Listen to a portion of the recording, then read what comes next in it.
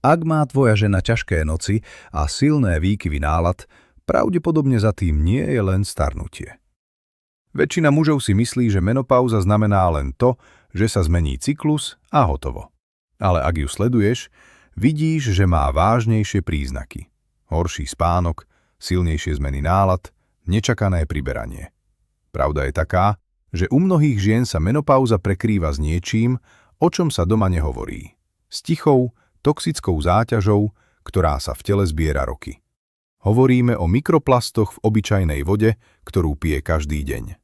Dnes sú všade, v plastových fľašiach, šejkery po cvičení, dokonca aj v plastových nádobách na jedlo. Keď jej hormóny začnú prirodzene kolísať, telo je na túto záťaž najcitlivejšie. Mikroplasty celú situáciu zhoršujú. Zmeny nálad sú silnejšie. Energia rýchlo padá a myseľ je zámlená. Jej telo bojuje na dvoch frontoch naraz. Prirodzená hormonálna zmena plus moderná toxická záťaž. Najjednoduchšia zmena začína tou najobyčajnejšou vecou – vodou, ktorú pije. Keď ženy odstránia plasty z každodenného života a prejdú na čistú vodu, mnohé hovoria, že sú pokojnejšie, ich spánok sa zlepší a cítia sa viac vo vlastnej kontrole.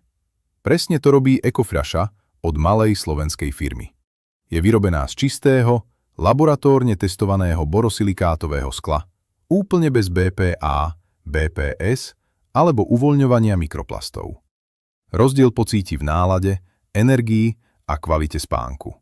A váš domov to pocíti tiež, lebo jej podpora pomáha vám obom.